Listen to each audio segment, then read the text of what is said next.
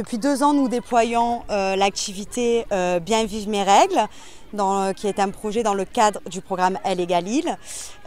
Suite à beaucoup de retours d'expérience des chefs d'établissement, des personnes relais au sein des établissements, des ambassadrices et des élèves, on a pu apporter cette année de nouveaux réajustements et répondre au mieux aux problématiques que peut rencontrer nos bénéficiaires qui sont généralement un public filles, garçons dans les classes de 6e et 5e au collège donc.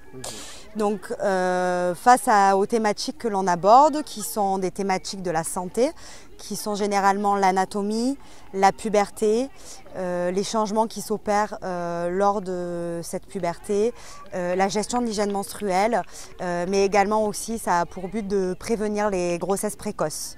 Pour répondre à ces thématiques et aux objectifs que nous avons mis en place, cette année, nous avons revisité donc, les ateliers Bien vivre mes règles. Donc, ils se déploient au nombre de 3. Ce sont 3 ateliers qui sont beaucoup plus dynamiques, du coup, qui répondent un peu plus à l'enthousiasme du public qui est assez jeune.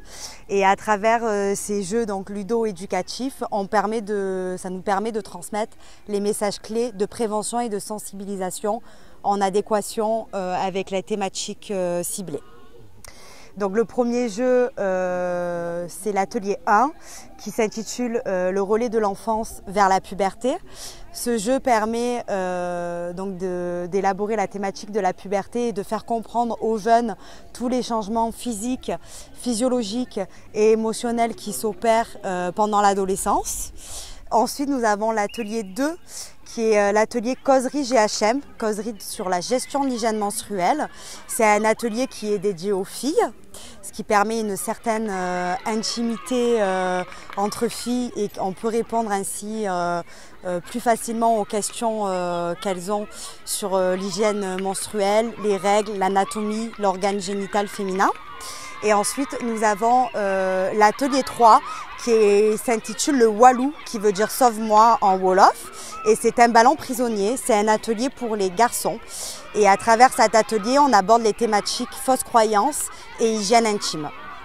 Ça, ce sont les 3 ateliers que nous avons revisités. Et l'atelier 4, qui est la projection débat, qui est un atelier qui perdure avec nous depuis le début, en collaboration avec le RAS.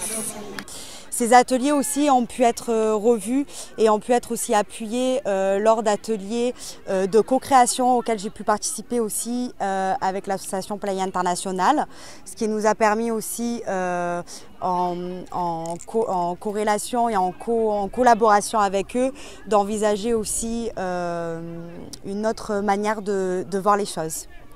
Donc aujourd'hui, c'est vraiment le lancement on reprend là, c'est Bien vivre mes règles et du coup, aujourd'hui, on inaugure avec les élèves ces nouveaux ateliers.